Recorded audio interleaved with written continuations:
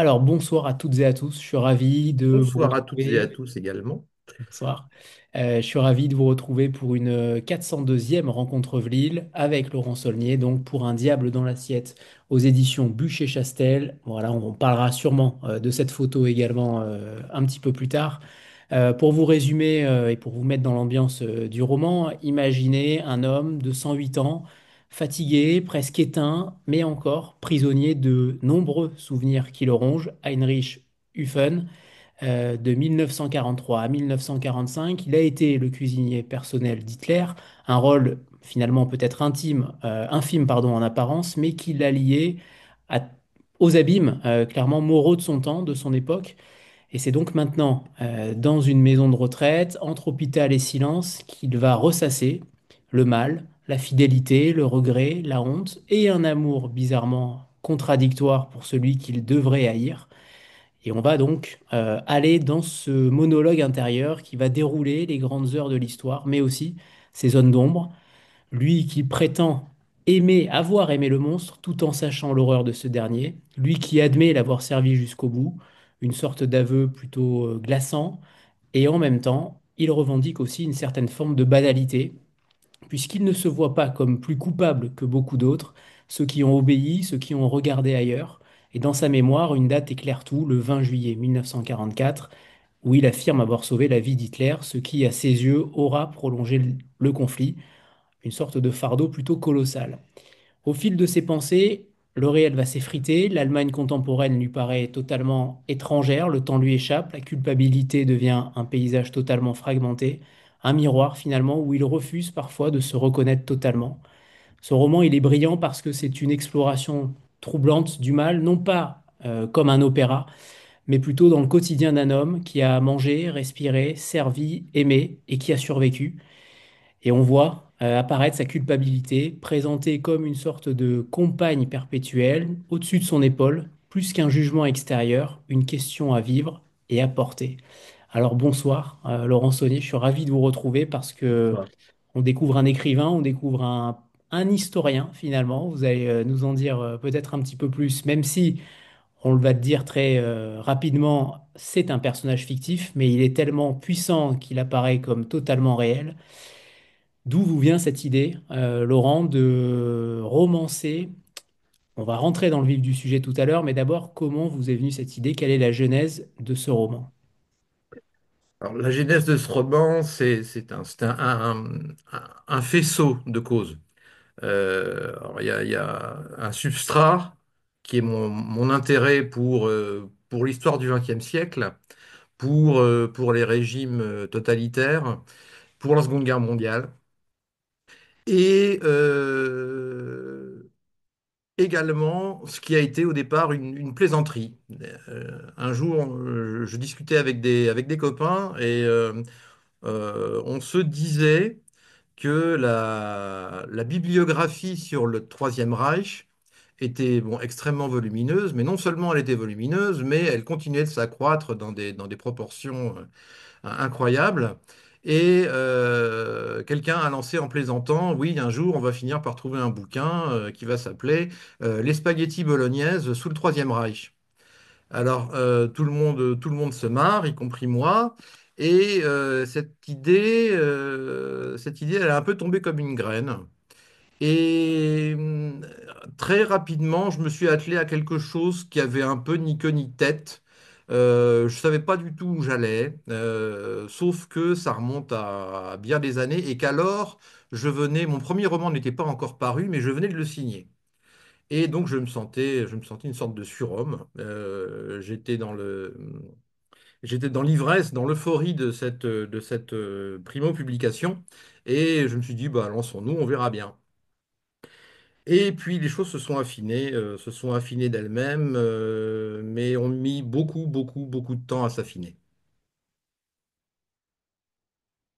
Ah bien, donc plutôt surprenant comme anecdote, en effet, ça part déjà de très loin. Vous avez choisi aussi de faire un monologue perpétuel dans la tête d'Henry Schuffen. C'est un système plutôt extrêmement narratif, ou en tout cas on a l'impression clairement d'être avec lui constamment dans sa tête et dans sa mémoire. Pourquoi vous avez choisi aussi cette forme-là, cette forme narrative? Est-ce que vous êtes habitué en la matière? Est-ce que vous aimez faire parler vos personnages, notamment à la première personne? Qu'est-ce qui, derrière, qu'est-ce qu'il y a comme idée derrière de faire parler ce personnage véritablement en autarcie totale, en tout cas dans son esprit? Qu'est-ce que je pourrais répondre à cette question? Alors, mon premier roman était aussi écrit à la première personne et représentait une immersion dans sa psyché. Et s'agissant de celui-ci, il faut savoir que le roman m'a demandé 6 ans de travail, hein, à peu près. Une première mouture est apparue au bout de 3 ans, dont j'étais très médiocrement satisfait. Et cette première mouture était écrite à la troisième personne. Quelquefois à la troisième, et puis je l'ai recorrigé à la première. Je suis repassé à la troisième. En réalité, quand le jeu existait, il n'était pas incarné. Ce jeu ne parlait de nulle part. Euh, il a fallu que, disons que dans la première version, le vieillard centenaire n'existait pas. C'était un jeu, oui, désincarné qui racontait son histoire. Il m'a fallu trouver un biais pour raconter cette même histoire qui n'a pas changé, mais j'ai dû tout réécrire, absolument tout. De la première version doit subsister une quinzaine de pages, quelque chose comme ça. Et ce qui m'a aidé pour incarner ce jeu, c'est deux choses qui paraissent, enfin, qui sont très différentes en fait. C'est un, le travail de Svetlana Alexeyevich, qui, que vous connaissez évidemment, et qui a créé une espèce de forme littéraire que je trouve assez unique, puisqu'elle n'est ni dans le témoignage, ni dans la fiction. Enfin, elle n'est pas du tout dans la fiction. Elle ne fictionne pas les témoignages qu'elle recueille, mais son travail d'écriture permet d'incarner toutes les voix différentes qu'elle convoque pour traiter des sujets qu'elle choisit d'exposer. Donc il y a ce côté Svetlana Alexeyevich qui m'a servi. Et puis autre chose, le personnage de ce vieillard, peut-être qu'il doit une partie de son existence à Jack Crabbe. Je crois bien que c'est comme ça qu'il s'appelle dans Little Big Man. Le film commence par l'interview d'un très très vieil homme, d'un centenaire qui a vécu les guerres indiennes.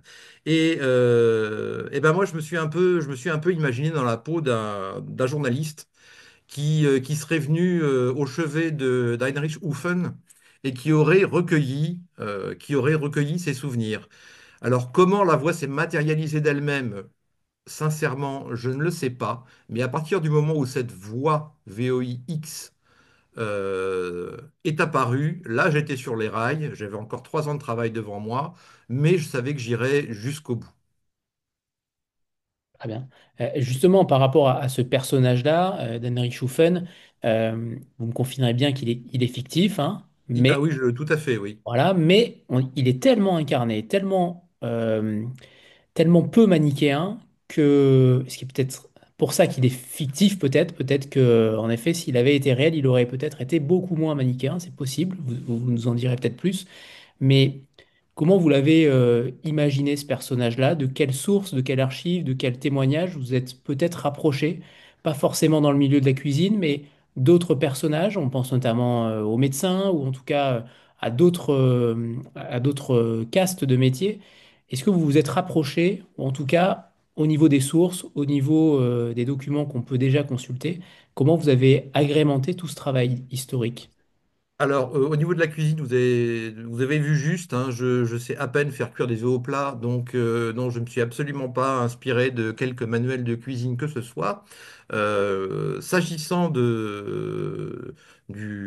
fond de sauce, si je pourrais utiliser une image culinaire de l'âme d'Heinrich Schuffen, je pense qu'elle a à voir avec des lectures précédentes, en l'occurrence des témoignages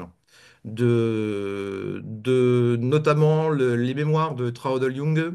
Alors pour ceux qui n'ont pas lu le livre, Traudel Junge, c'était la plus jeune des secrétaires d'Hitler. C'est à partir de ses mémoires à elle que le film La Chute a pu être réalisé. Et alors, j'ai lu ses mémoires à elle, j'ai lu les mémoires qui ont été rééditées depuis, mais qui à l'époque ne l'étaient pas. J'ai réussi à les trouver, les mémoires d'une autre secrétaire d'Hitler. Deux des quatre secrétaires d'Hitler ont relaté leur vie aux côtés du dictateur.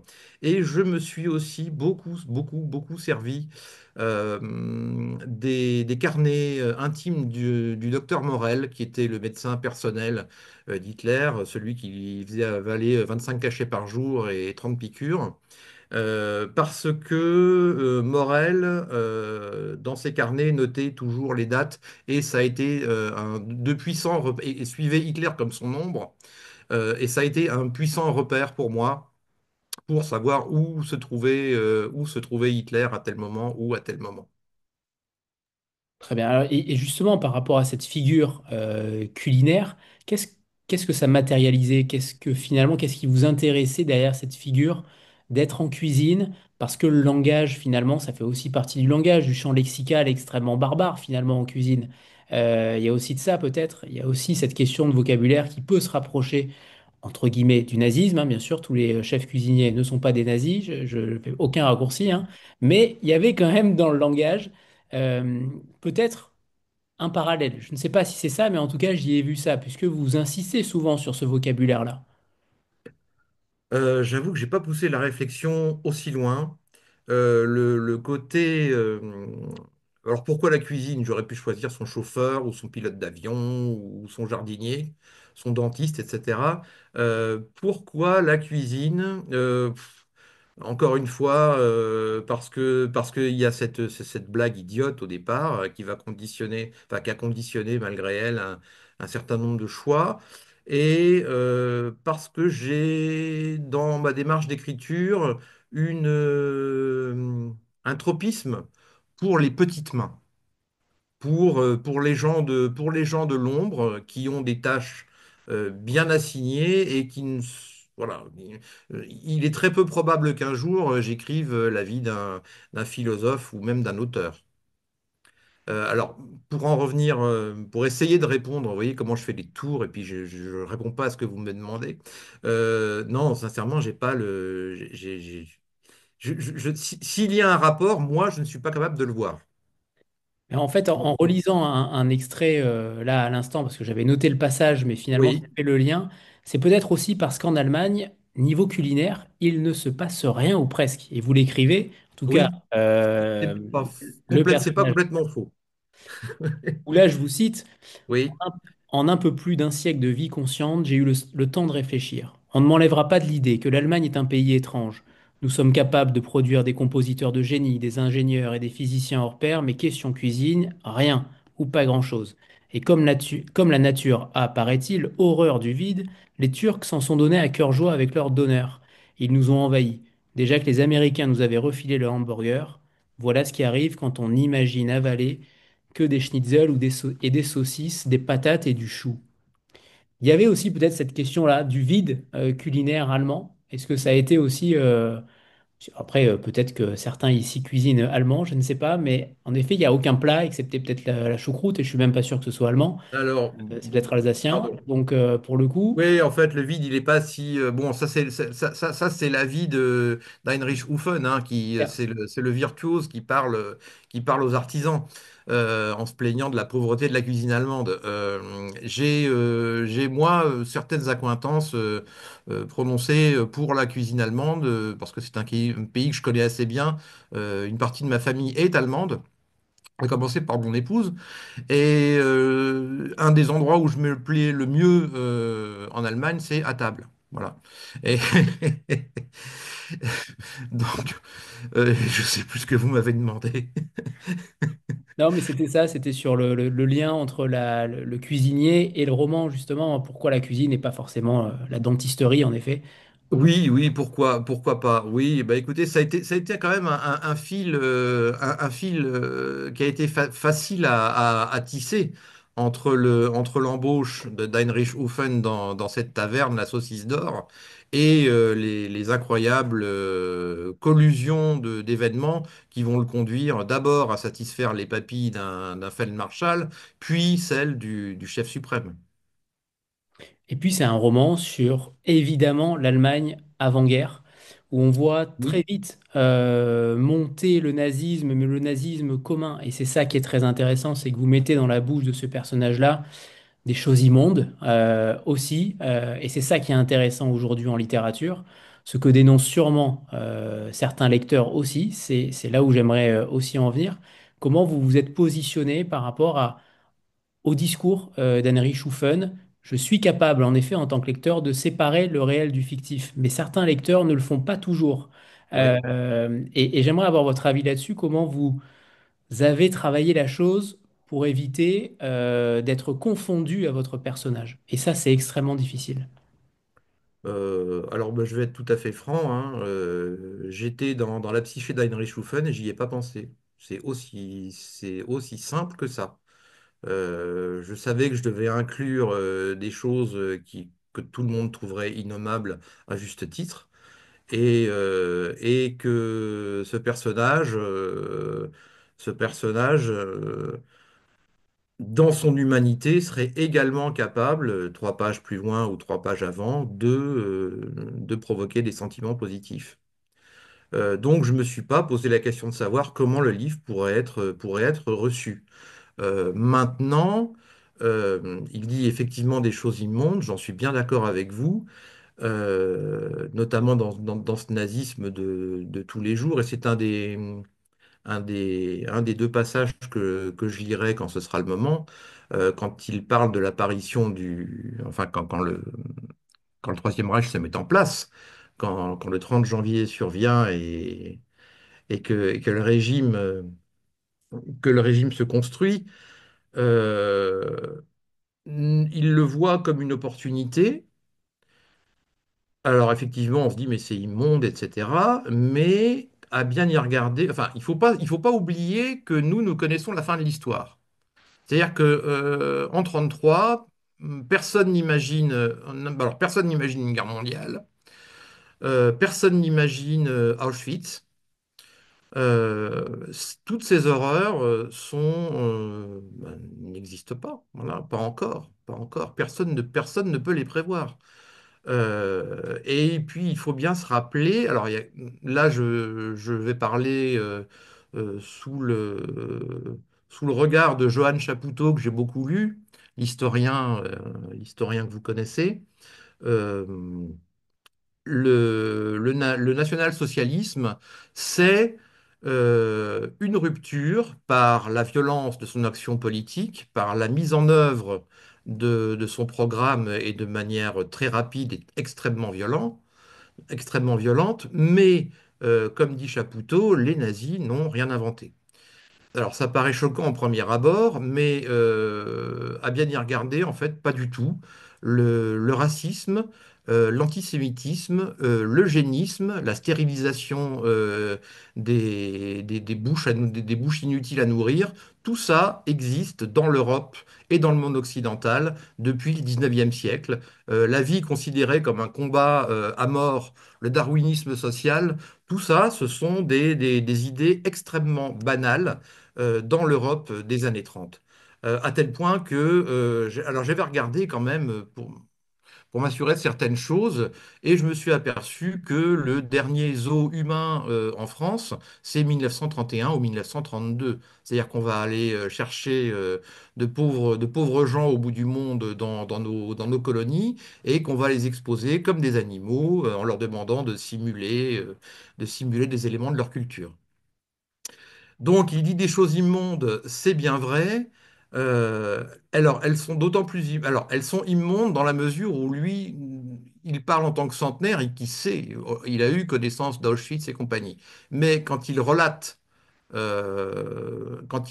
directement les années 30, il n'a pas connaissance de tout cela. Tout cela n'existe pas. Donc, il parle de son ressenti d'alors, ressenti qui ne pouvait pas tenir compte de la guerre mondiale à venir et de la Shoah. Et c'est ça qui est très très intéressant dans ce roman-là, c'est cette distance-là que vous arrivez à mettre entre la sympathie qu'on pourrait avoir pour le personnage et de l'autre côté la responsabilisation finalement du narrateur. Il y a vraiment une dichotomie entre dans notre lecture, en tout cas dans notre cerveau, parce qu'il dit des choses aussi extrêmement justes, notamment sur la récession totale de l'Allemagne dans ces années-là, sur le début de l'histoire finalement. Il dit des choses extrêmement justes et on a du mal parfois en tant que lecteur à même le comprendre. Ou en tout cas, c'est très difficile aujourd'hui en 2025 d'entendre ce discours-là. Je ne sais pas comment vous l'avez imaginé en fait. C'est vraiment très particulier comme sensation en tant que lecteur. Est-ce que vous avez d'ailleurs relu le livre après coup? Est-ce que ça a été un choc aussi pour vous finalement ou pas? Un choc, sincèrement, non, parce que je suis vraiment très familier de la période. Donc, que des gens aient décidé, parce que... Alors, il y a une coquille dans le livre, d'ailleurs. Je m'en suis rendu compte il y a quelques jours, quand je cherchais justement un des passages que je lirais. Euh, quand Heinrich Hufen légitime l'arrivée, enfin ne s'étonne pas, enfin trouve tout à fait normal que les nazis finissent par arriver au pouvoir, il parle d'un pays dans lequel se trouvent au bas mot 15 millions de chômeurs et non pas 5. 5, c'est ce qui se trouve dans le livre, et je viens bien de m'apercevoir qu'il s'y trouve une coquille. Alors 15 millions, ça, c'est les chômeurs enregistrés. Il faut sans doute comprendre, et là encore, je parle sous le contrôle, s'il était là, de Johan Chapoutot, il faut sans doute comprendre au bas mot, enfin, environ 20 millions de chômeurs. On a du mal à se représenter on a du mal à se représenter le degré de décomposition de l'Allemagne à ce moment-là. Mais bon, moi, je l'avais en tête. Donc, j'ai envie de vous dire, finalement, j'étais pas surpris, et d'autant moins que, en vertu des éléments que je vous ai déjà exposés sur, certes, la rupture que représente le nazisme par sa violence, mais par la continuité qu'il représente également vis-à-vis des idées qu'on retrouve partout ailleurs en Europe. Je n'en ai. Oui, oui, j'étais pas. J'ai pas eu de blocage. Je me suis pas dit à un moment, non, ça, tu peux pas le dire. Euh, et je pouvais d'autant moins être bloqué que si je n'entrais pas en empathie, alors, complète, c'est Et oui, beaucoup c'est ça qui dire. est délicat. C'est là où C'est vous êtes ça qui est très fort. délicat, voilà. Eh Mais oui. si on commence à juger son propre personnage, alors peut-être qu'on peut écrire, si infâme soit-il, peut-être qu'on peut raconter sa vie à la troisième personne, mais à la première, certainement pas. Est-ce que d'ailleurs, moi ça m'a frappé évidemment, et j'imagine que vous avez aussi peut-être poussé en ce sens, mais c'est la résurgence totale par rapport à ce qui se passe aujourd'hui, et depuis déjà une dizaine ou une quinzaine d'années, il y a quand même des ressemblances Oui, extrêmement fortes oui, euh, oui. avec cette époque-là. Vous êtes très fin parce que vous le faites de manière très subtile aussi, mais il y a des mots qui sont importants, il y a des phrases qui sont véritablement orientées vers ce qui se passe aujourd'hui sans le faire. Vous êtes extrêmement subtil par rapport à ça, mais comment vous voyez les choses? Est-ce qu'en faisant ce livre, en écrivant ce livre, vous avez vu, vous aussi, des résurgences totalement évidentes? Bah, les résurgences m'apparaissaient assez évidentes depuis un bon moment. Euh, Maintenant, j'ai pas voulu écrire quelque chose qui mette en garde et qui vous dise regardez le passé, parce que si on mélange tel et tel élément, on va obtenir le même mélange dangereux. Mon but était pas de prévenir l'humanité, quoi. Maintenant, je me suis aperçu, en fait, au fur et à mesure de l'écriture, que, effectivement, alors, notamment, alors, quand j'ai eu à écrire à propos des quelques années qui précèdent l'arrivée au pouvoir des nazis, euh, on n'en était pas encore à la situation politique et institutionnelle actuelle où le pouvoir s'assied sur le vote et où où les gouvernements tombent, où les assemblées sont régulièrement dissoutes, sans qu'on change à l'époque de chancelier, puisque celui dont je parle et dont le nom m'échappe maintenant est resté en poste toute l'année 32 avec des majorités de briquet de broc. Mais mon intention, de toute façon, n'était pas d'éclairer le présent à partir du passé. Ça, c'est une intention que j'ai pas eue. Voilà. Si on devait mettre un sous-titre à ce livre, ce serait plutôt euh, portrait d'une âme humaine ordinaire par temps de tempête, quoi. Voilà. Ou par temps sombre. Mais alors j'aimerais bien rebondir sur ce que vous disiez en me disant que j'étais très fin et très subtil. Alors j'en suis absolument ravi, mais ce serait un peu, comme disait l'autre, à l'insu de mon plein gré. Parce que j'ai pas du tout pensé, consciemment en tout cas, à faire un rapprochement entre les événements d'alors et ce qu'on peut vivre en Europe et particulièrement en France en ce moment. Tout à fait. Eh ben oui, mais je le confirme. Et c'était peut-être Von Papen, c'est possible. Non, c'est pas Fun Papen. Non, c'est le dernier, celui-là. Non, c'est Bruning. Browning, oui, exact. Bruning, voilà. D'ailleurs, comment vous vivez les choses quand vous êtes dans la peau de ce personnage-là, puisque ça fait quand même 6 ans qu'il est dans votre tête, qu'il est accroché à vous peut-être. Ouais. C'est quasiment une sorte de cerveau bicéphale, là. On est sur de la bipolarité ou presque. Le personnage, en tout cas, il est quasiment ainsi. Comment on vit avec lui pendant 6 ans? Est-ce que c'est un fardeau? Est-ce que c'est une libération de le coucher maintenant sur papier? Comment ça s'est passé au quotidien, finalement? Comment ça s'est passé au quotidien? Ben, j'ai envie de vous dire que les 3 premières années, il n'existait pas, pour ainsi dire. Ouais. C'était, voilà, ce personnage de centenaire n'existait pas. Le jeu était désincarné, donc je n'ai pas eu à le supporter. Je n'ai pas eu à le supporter les 3 premières années. Ensuite, j'ai envie de vous dire que la joie de la création, de la chose qui avance et qui avance bien, bousculait tout le reste. Euh, voilà. Si dérangeant, si pénible, si inhumain qu'il se montre à l'occasion, un fardeau, non, si ça avait été un fardeau, euh, non, je crois que je serais pas, j'en serais pas venu à bout. Sincèrement, j'en serais pas venu à bout. Euh, non. Maintenant, alors j'aime bien les anecdotes.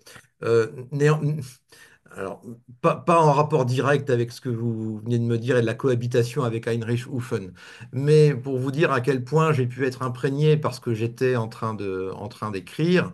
Je me rappelle m'être promené dans Paris pendant que je l'écrivais, et puis je passe devant un hôtel et là j'ai eu une sorte de flash parce que j'ai cru, mon esprit a cru voir Hôtel des Goebbels, alors qu'il s'agissait de l'hôtel des Gobelins. Ça commençait pareil, ça finissait pas pareil, et voilà, je me suis dit non, ça va, il va vraiment être temps qu'on. Heureusement que je voyais le terme parvenir parce que ça devenait un peu beaucoup pesant par moment. Au bout d'un moment, ça vous grignote un peu ça vous grignote un peu le cerveau et on n'est pas fâché de lâcher son clavier. Maintenant, le personnage lui-même, sincèrement, je lui trouve rien d'extraordinaire, quoi. Alors, sauf qu'il parle et que nous, j'arrive j'y suis parvenu et j'en suis ravi. Je suis parvenu à le, à le faire paraître plus réel qu'il n'est. Maintenant, est-ce que c'était un fardeau? Ben non, parce que encore une fois, sans cette empathie que je devais ressentir pour lui parce que je le faisais parler à la première personne, j'écrivais plus. J'écrivais plus. Par ailleurs, je me suis inspiré de lieux que je connais en Allemagne, qui m'ont permis de donner davantage de corps, je pense, à la période à la période actuelle, à la période, enfin, bon, le récit est divisé en plusieurs temporalités, et la période actuelle se déroule dans une ville imaginaire, mais dont je me représente, moi, très bien certains des bâtiments, l'allure de la campagne, etc. Et je ne sais plus pourquoi je vous disais tout ça. Enfin, ça a été une source de respiration, le fait de pouvoir m'imaginer ces lieux ordinaires, ces lieux qui sont pas franchement chargés d'histoire. Très bien. Et d'ailleurs, tout à l'heure, vous parliez d'Allemand ordinaire, et en effet, c'est un Allemand ordinaire au départ, en tout cas. Est-ce que pour vous, c'était important justement de faire parler ces voix-là et non pas plutôt des bourreaux caricaturaux qu'on peut voir un petit peu partout finalement? Le plus subtil, en tout cas, des personnages, c'est quand même celui qui est quelqu'un d'ordinaire et qui peut en effet aboutir à Oui, des choses extraordinaires. oui, oui, faire parler un bourreau, je crois que j'aurais pas su en fait, parce que alors là, on a coutume de dire que les bourreaux ne parlent pas, et c'est quand même, ça me paraît très vrai, quoi. Euh, Se plonger dans la psyché de quelqu'un qui soit prend plaisir à exécuter les tâches immondes qui sont les siennes, soit n'y prend pas de plaisir particulier, mais le fait avec un sentiment d'obéissance et de travail bien fait. Je suis pas sûr, par exemple, que j'aurais pu faire parler Eichmann. Ça, c'était. Alors, c'est peut-être pas, c'est peut-être le contre-exemple total.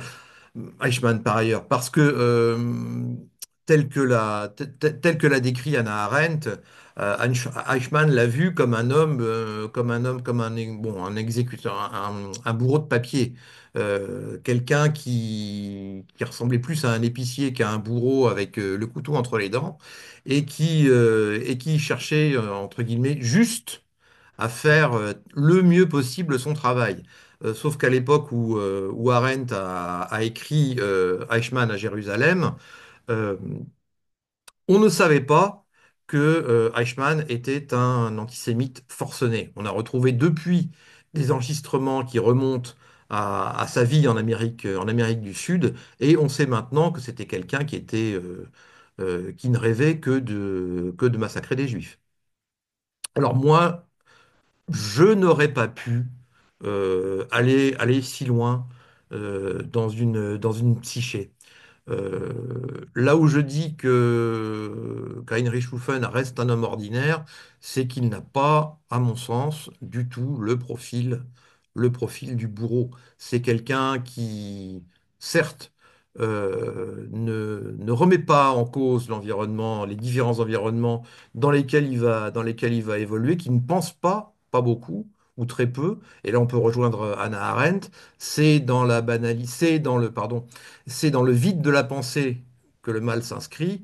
Euh, Heinrich Hufen, qui a été soldat sur le front de l'Est, qui relate une scène de la Shoah par balle. D'ailleurs, c'est le seul endroit du roman où il n'utilise pas le jeu, où il passe du jeu, où il parle de lui à la troisième personne, parce qu'il n'est pas capable de dire je à ce moment-là, parce qu'il sent bien, quelque part, qu'il est impliqué là-dedans. Évidemment, il n'est pas qu'un simple spectateur.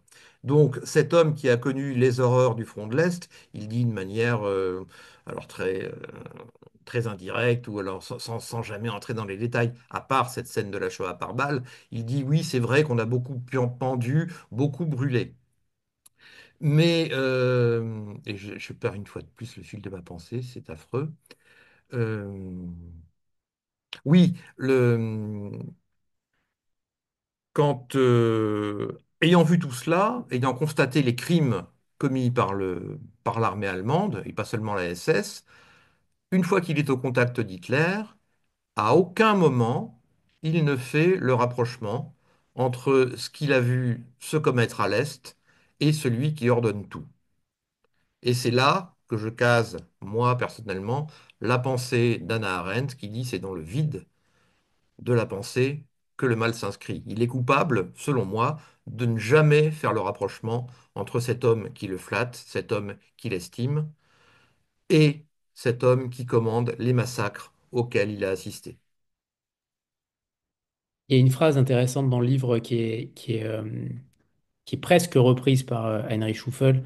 Elle vient de Shakespeare. Les enfers sont vides et tous Oui, les démons sont bien sur terre.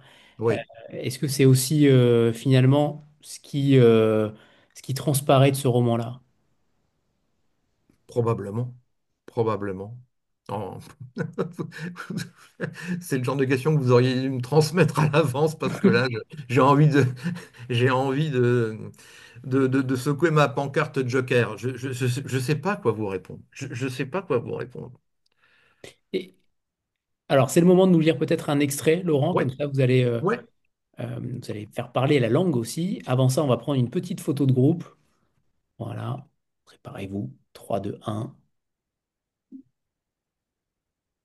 Et c'est bon, parfait. Laurent, c'est à vous pour le premier extrait. Alors, le premier extrait.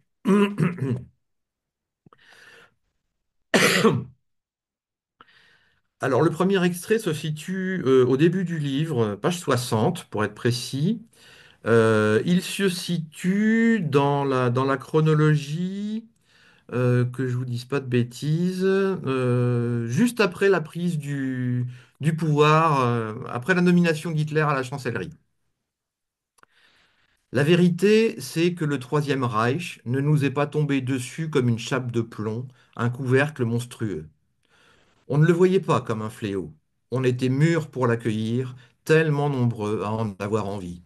Oui, on pouvait désirer ces choses-là, en tout cas les juger préférables aux chamailleries des partis ou à leurs ententes suspectes, aux politiciens professionnels qui blablataient dans le vide, utilisaient des mots savants pour mieux noyer le poisson. Les nazis n'étaient pas tolérants, il fallait être sourd et aveugle pour ne pas s'en apercevoir. Hitler en personne s'en était félicité dans un discours, mais les temps n'étaient pas à la tolérance. 15 millions de chômeurs au bas mot, un nombre incalculable de familles qui logeaient dans des taudis. Ça, c'était inacceptable.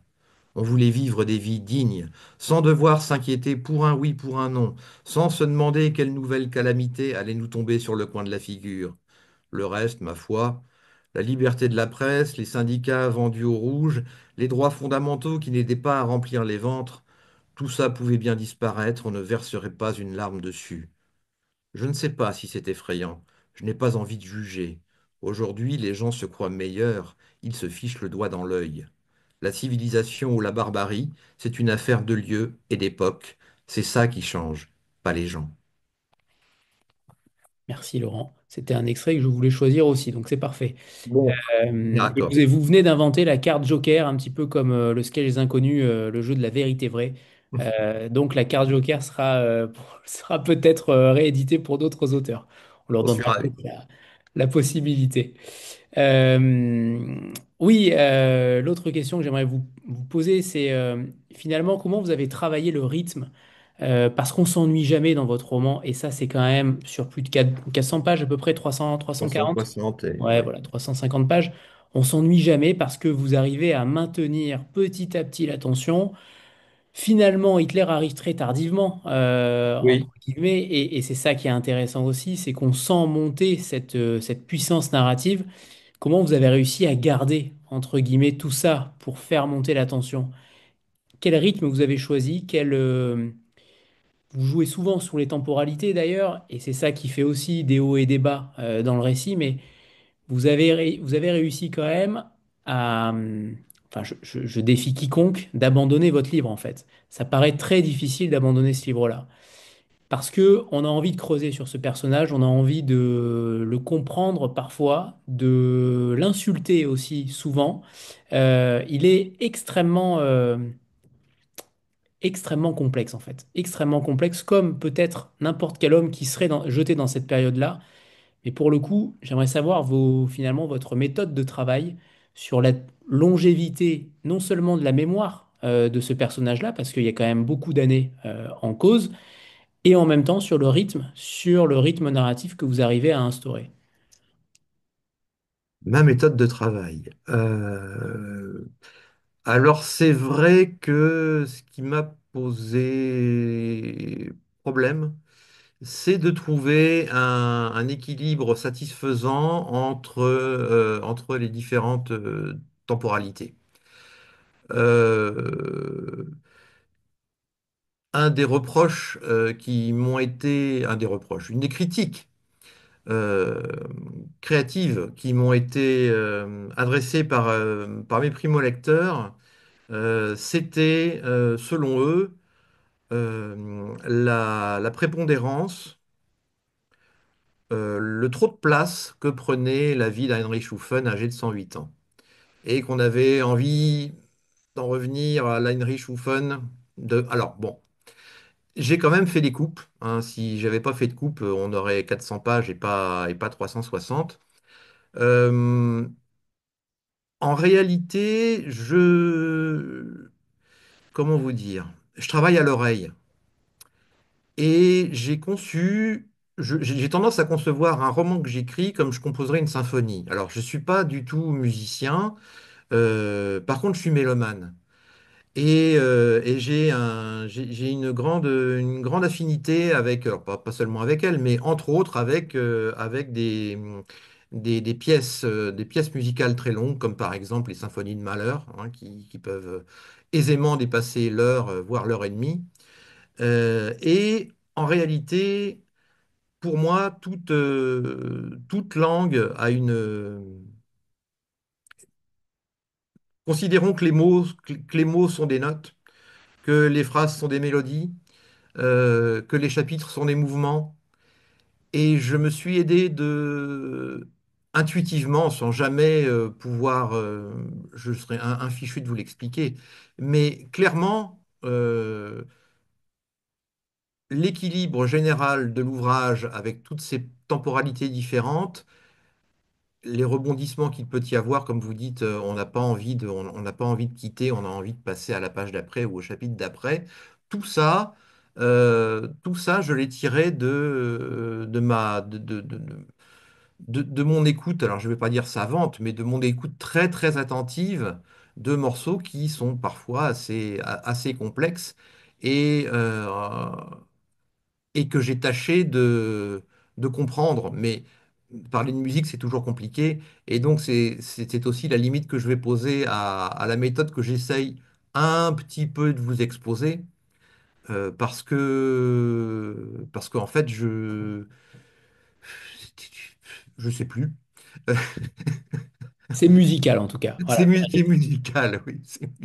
Oui, oui, il y a réellement. Alors, j'ai pas de gueuloir, hein, je suis pas Flaubert, mais je me suis. Oui, alors, je me suis inspiré inspiré.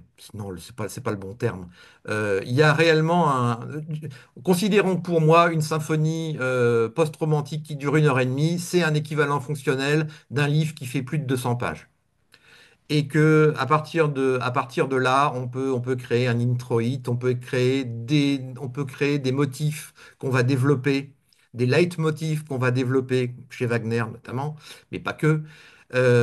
Et ça, pour moi, ça a été le vrai apport de la musique. Enfin, un des apports de la musique, c'est celui-là, cette capacité que j'ai réussi à concrétiser.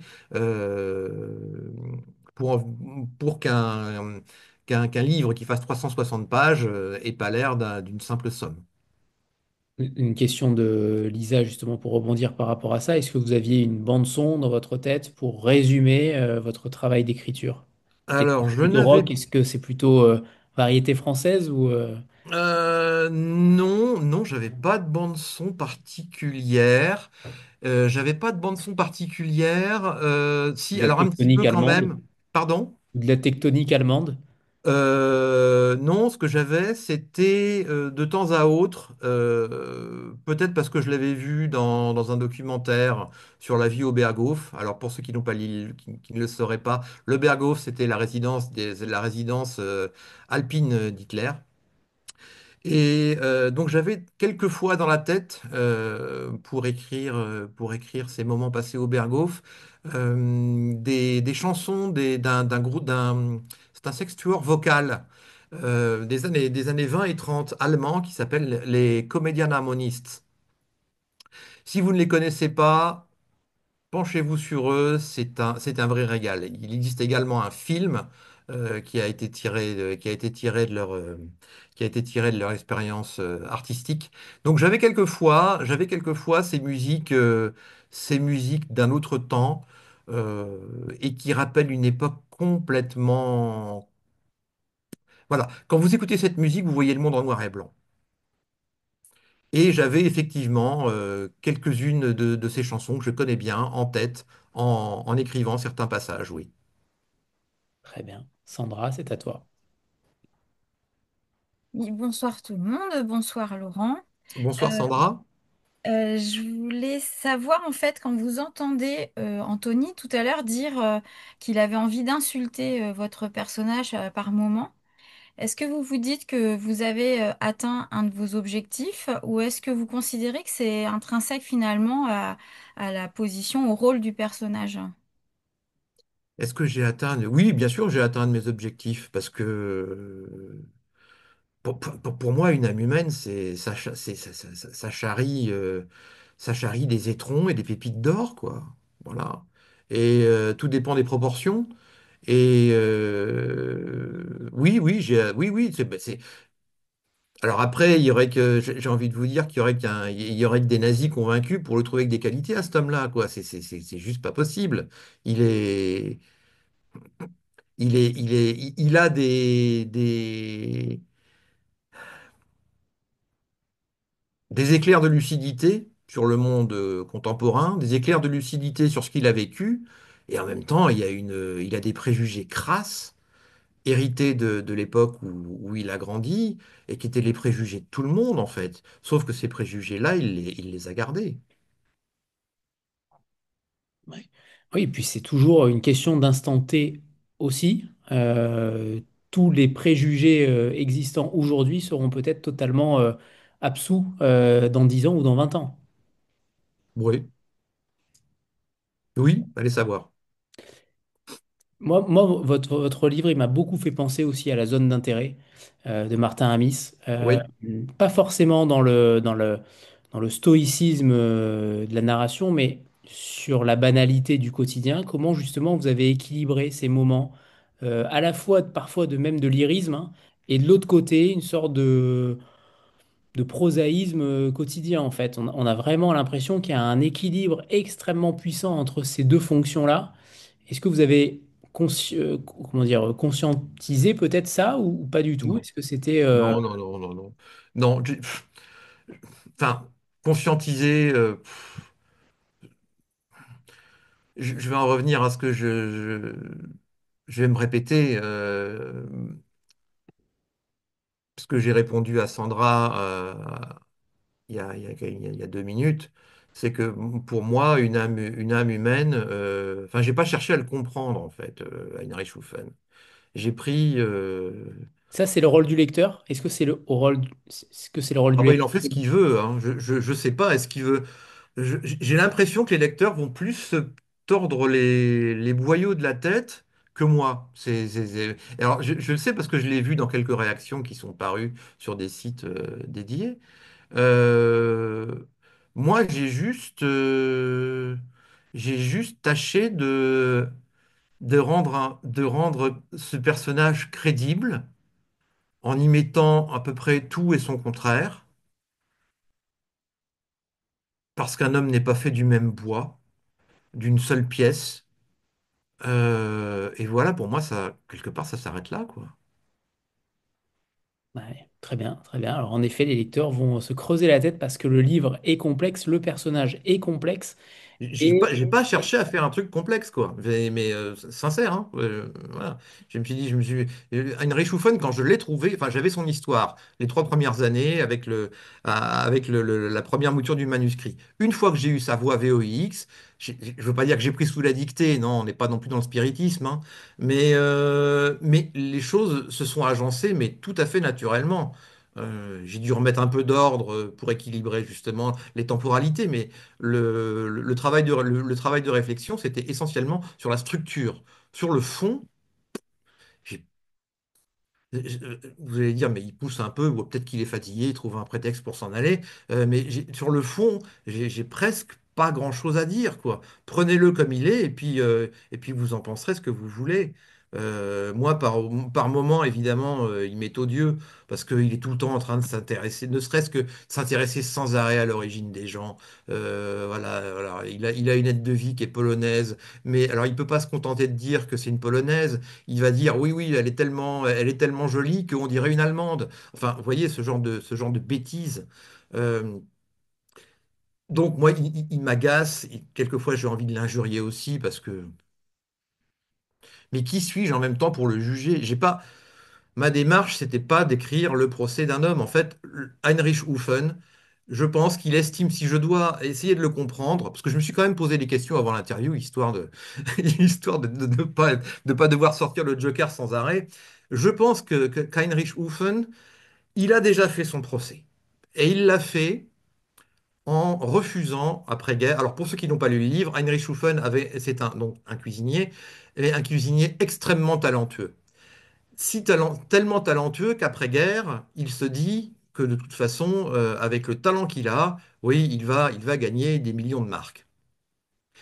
Or, après-guerre, parce qu'il parce qu'il parce qu'il s'en veut, notamment d'avoir sauvé Hitler, il décide de couper court et de s'asseoir sur la fortune qu'il aurait pu bâtir. Donc son procès, il l'a déjà fait. Et en réalité, quand il parle, je pense qu'il parle pour éviter que d'autres le jugent. Il n'a pas envie que qui que ce soit fasse son procès. Venez pas m'emmerder avec ce que j'ai fait, parce que le boulot, moi, je l'ai déjà fait.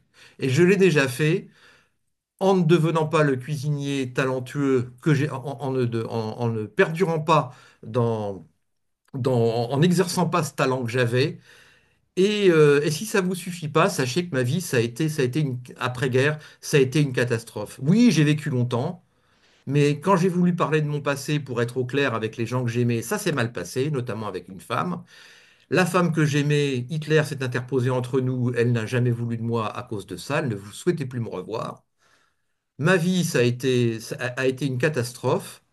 Donc, mon mea culpa, je l'ai fait. Ma vie a été pénible, donc je ne supporterai pas qu'on puisse me juger.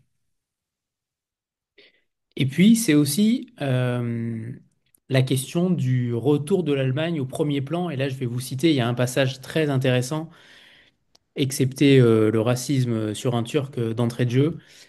Je le trouve bien sombre de peau, même pour un Turc. Dieu sait d'où il vient.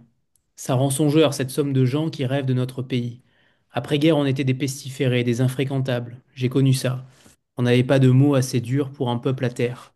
Et puis on s'est mis à fabriquer des autos, des bonnes, solides et puissantes, et des machines industrielles qu'on faisait mieux que personne. Des frigos et des télés, on a gagné une Coupe du Monde de football. C'est comme ça qu'on est redevenu humain. La main sur le cœur, on a juré qu'on ne chercherait plus à envahir nos voisins, à s'étendre. Mais le monde est mouvement, et dès lors qu'on avait décidé de ne plus bouger, les autres sont venus chez nous. Des Turcs, pas mal de Croates aussi, des Polonais et maintenant des Syriens. Étrange renversement. Je trouve que là aussi, ça dit aussi beaucoup de choses de l'Allemagne. On est au-delà d'Heinrich Schuffen, on est au-delà Oui, du nazisme. oui, On est oui. aussi, ce roman-là, il parle aussi de l'Allemagne sur quasiment 100 ans. Et c'est ça qui est très intéressant aussi dans ce roman-là, c'est que vous faites vivre l'histoire avant, pendant et après. Bah écoutez, je vais le prendre comme un compliment, merci. Qu'est-ce que je pourrais vous en dire? Oui, c'est vrai que, alors par exemple, la Ce victoire allemande retournement de de la Seconde Guerre. situation Oui, oui, hallucinant de ce pays-là. oui, oui, oui, oui. Alors, il y a des tas d'éléments historiques qui expliquent ce retournement de situation, hein. Il faut rappeler à tout le monde qu'après-guerre, il n'y a pas une Allemagne, mais très rapidement deux, à partir de 1948. Et, euh, et qu'est-ce que je voulais dire? Je ne sais plus. J'ai une fâcheuse tendance à perdre le fil de mes pensées. Euh, et que oui, si l'Allemagne a été finalement rapidement absoute, c'est qu'il s'agissait d'en faire un rempart contre l'Est, contre l'Allemagne de l'Est et contre le bloc soviétique. Maintenant, ce qui n'empêche pas Heinrich Hoffen de rester ce qu'il est, c'est-à-dire un homme qui est né en 1910 et qui continue, comme vous le disiez au début de la citation, à proférer des remarques racistes sur remarques racistes. Et puis, il y a aussi cette normalisation. Tout à l'heure, on parlait de cette normalisation qui peut aussi éclairer ce qui se passe aujourd'hui. Et là aussi, je vous cite parce qu'en fait, votre livre, on a envie de le citer souvent parce qu'il y a beaucoup de choses à en dire. Et je vous cite ce page 99.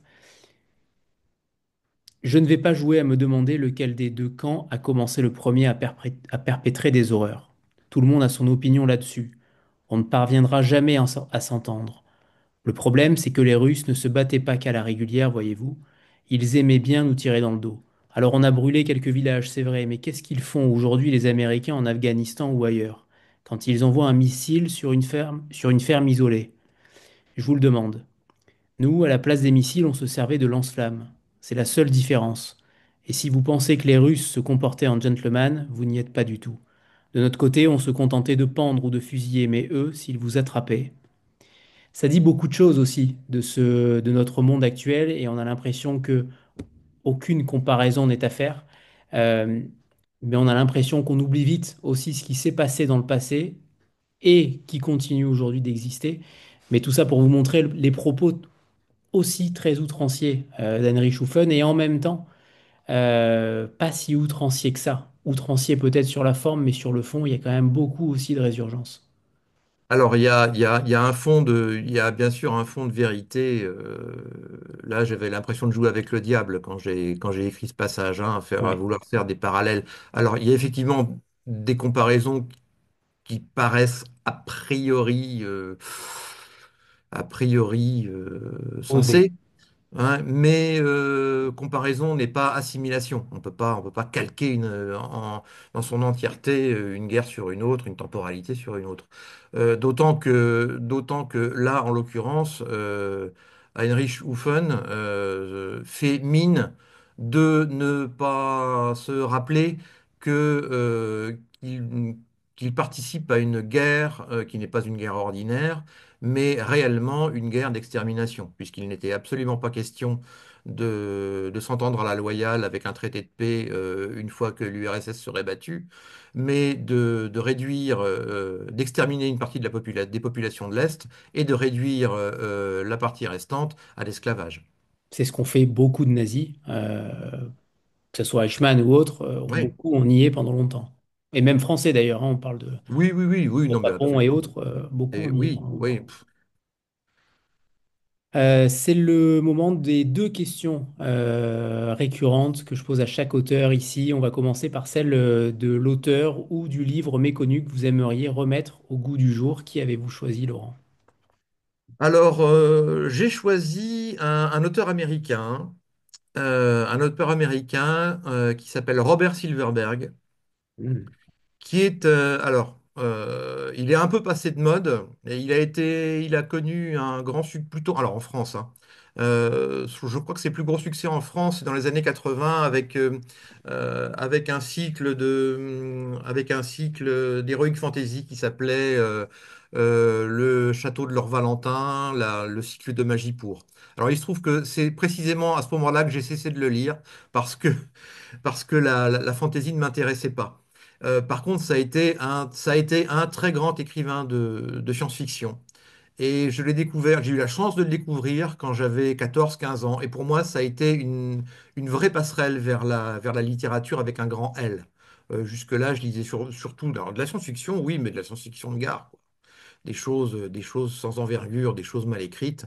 Et avec Silverberg, voilà, je suis tombé sur un auteur dont je me suis aperçu ensuite, quand j'ai élargi le champ de mes lectures, que sa langue était au moins égale, si ce n'est supérieure, à beaucoup d'auteurs de littérature générale. Et comme c'est un auteur que je juge injustement oublié, je vais vous montrer un chef-d'œuvre qui s'appelle, est-ce que vous arrivez à le lire, Les Monades urbaines. Alors, Les Monades urbaines de Robert Silverberg, c'est une dystopie et qui vaut, alors peut-être pas 1984, mais le meilleur des mondes, sans doute, oui. Je peux en dire deux mots? Bien sûr, Laurent, bien sûr. Vous êtes... Voilà, alors dans ces monades urbaines, alors c'est un roman, mais qui en fait est constitué de nouvelles avec des personnages qui naviguent de l'une à l'autre, tantôt personnage secondaire, tantôt personnage principal. Le livre nous plonge dans un univers assez futuriste, enfin dans le temps, bon, on est au 23e, 24e siècle, quelque chose comme ça. Et tous les humains vivent dans ce qu'on appelle des monades, les monades étant des immeubles hauts d'environ 1 kilomètre, qui font 1000 étages et qui sont structurés en ville. Étage par étage, enfin pas étage par étage, on va avoir quelque chose comme, voilà, une édition plus récente, merci.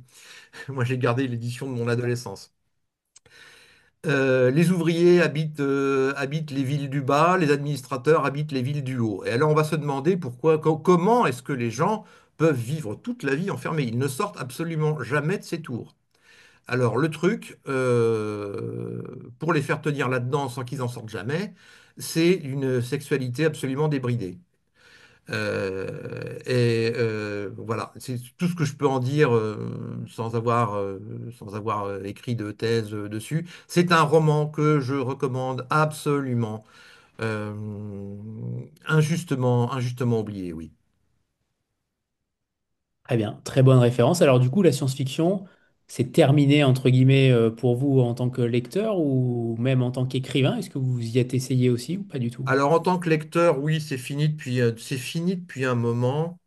Euh, Maintenant, en tant que... Alors il m'arrive de relire, mais justement, de temps en temps pour me détendre, de relire un Silverberg ou deux. Euh, La science-fiction, oui, je pense que j'aimerais bien en écrire, mais je crois que je suis encore sous la coupe de certains maîtres, quoi, et que j'arriverai pas forcément à trouver une voie originale, un biais qui me permettrait d'écrire une science-fiction qui ne ressemble, enfin, qui soit la science-fiction de Laurent Saunier et pas celle de quelqu'un d'autre. Très bien.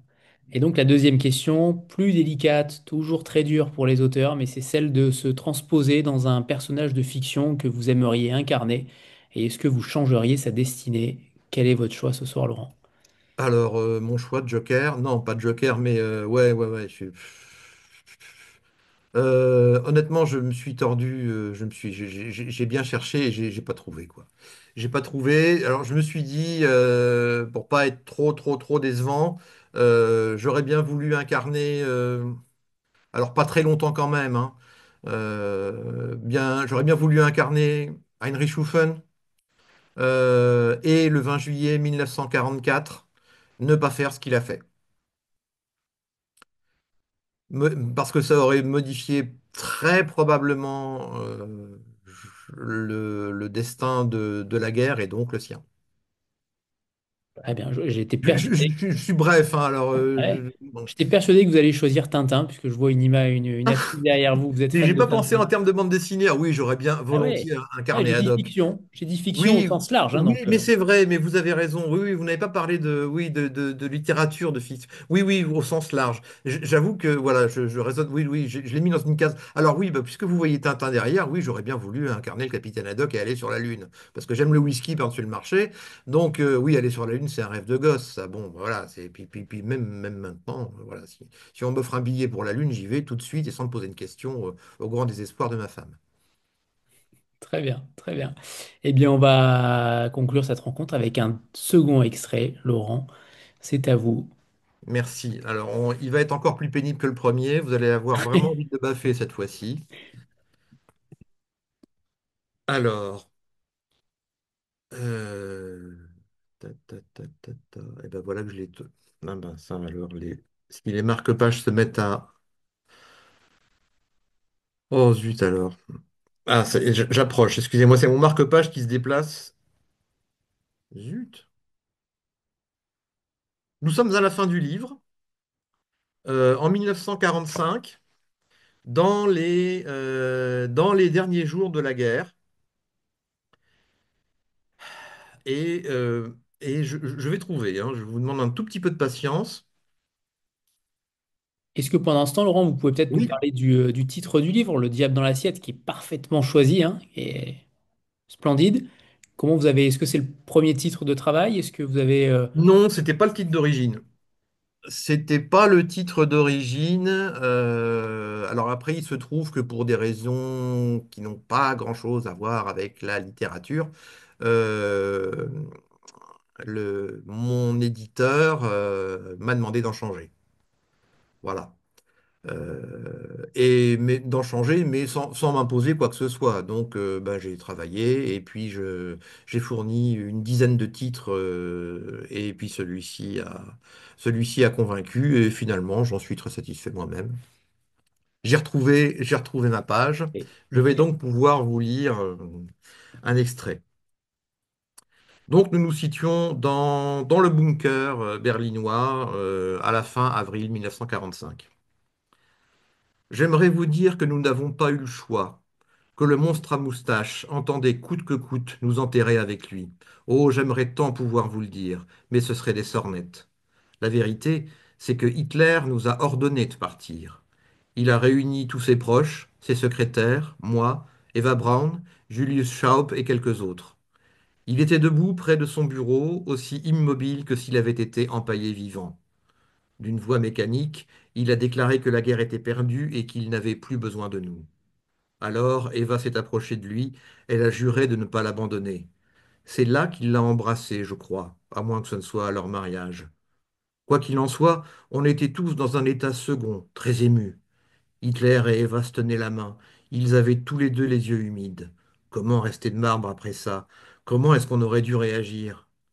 C'est la plus jeune des secrétaires qui a craqué la première. Moi aussi, je reste avec vous, mon Führer.